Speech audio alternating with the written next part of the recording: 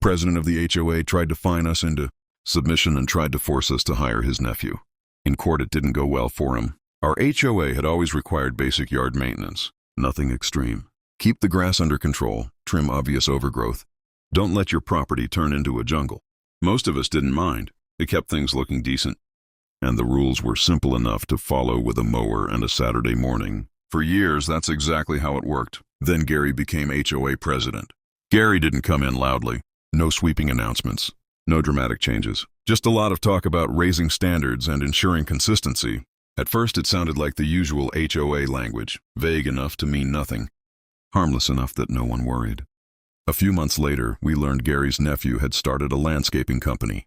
And suddenly Gary had an idea. He proposed making that company the official maintenance contractor for the entire neighborhood. The HOA would handle all lawn care through a single vendor, which he claimed would streamline services and protect property values.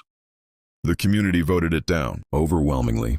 Most of us liked doing our own yards. Some hired local crews already. Nobody wanted to be locked into one company, especially one run by the president's nephew. That should have been the end of it. Instead, Gary changed tactics.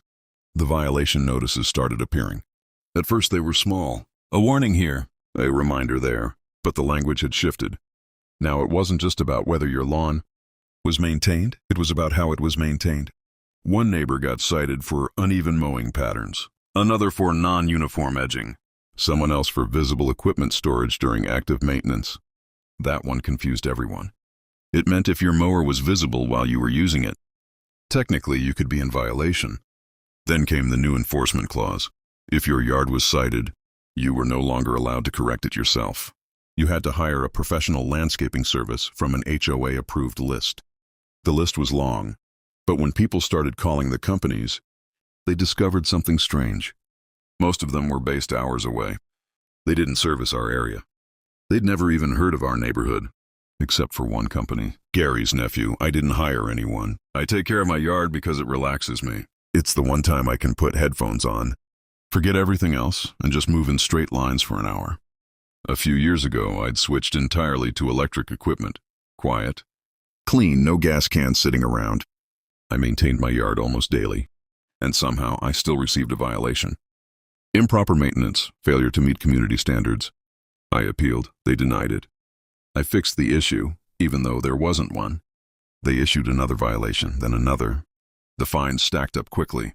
Administrative fees, reinspection charges, enforcement costs. Each notice ended with the same instruction. Hire an approved landscaping provider to resolve the violation, meaning Gary's nephew. I stopped responding. That's when they sent the lien threat. A certified letter stating that if I did not comply and arrange service through the approved vendor, the HOA would place a lien on my property for unpaid fines and forced remediation. I read it twice, then I hired a lawyer. He reviewed everything, the bylaws, the enforcement notices, the vendor list, the voting record where the community had rejected the landscaping contract. He looked up and said, "They're trying to do indirectly what they couldn't do legally. We filed first before they could file a lien." My attorney moved for an injunction to stop the HOA from filing the lien while the case was pending. That forced everything into open court sooner than Gary expected. The first hearing wasn't dramatic. It was procedural. The HOA's attorney tried to frame the issue as simple noncompliance. "Your Honor," he began, "the defendant repeatedly failed to meet community landscaping standards. The association has the authority to require remediation." The judge flipped through the violation notices. "These all appear to cite improper maintenance methodology," he said. "That's a new phrase." The HOA attorney nodded. "The board updated enforcement language to clarify standards." My lawyer stood. "Updated language implemented 3 weeks after the community voted down a contract awarding exclusive lawn services to the president's nephew." The courtroom got quiet. That was the first time Gary visibly shifted in his seat. The judge asked for documentation of the vote. We had it. Overwhelming rejection.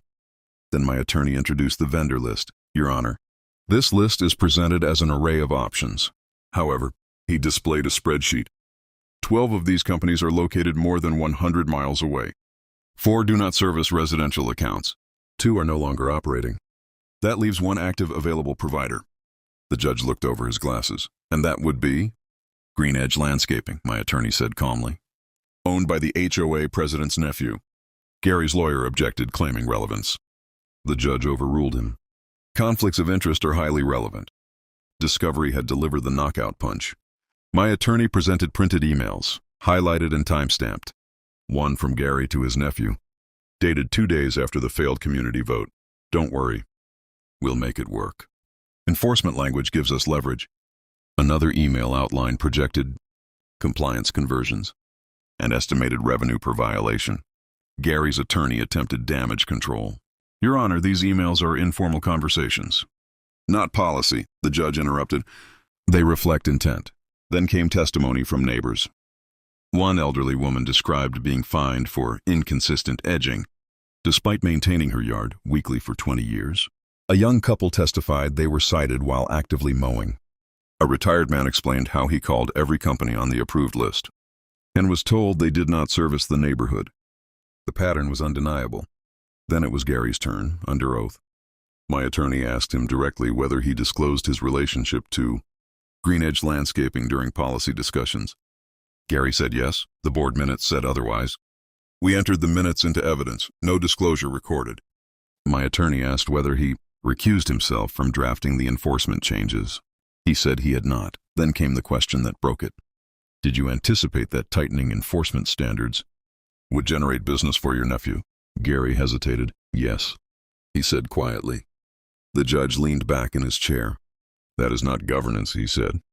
That is self-dealing. The HOA attorney pivoted again, arguing that even if Gary had poor judgment, the enforcement itself was within the board's authority. The judge disagreed. He cited fiduciary duty, conflict of interest statutes, abuse of discretionary enforcement power. You cannot weaponize compliance standards to accomplish what the membership has already rejected, he said. The injunction was granted immediately.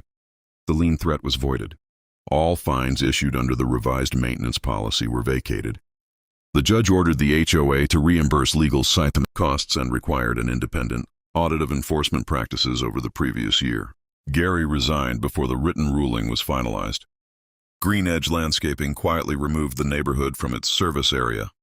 The next board meeting was standing room only, and for the first time in months, the only sound in the neighborhood on a Saturday morning was the quiet hum of electric mowers, used by homeowners who were once again allowed to maintain their own lawns.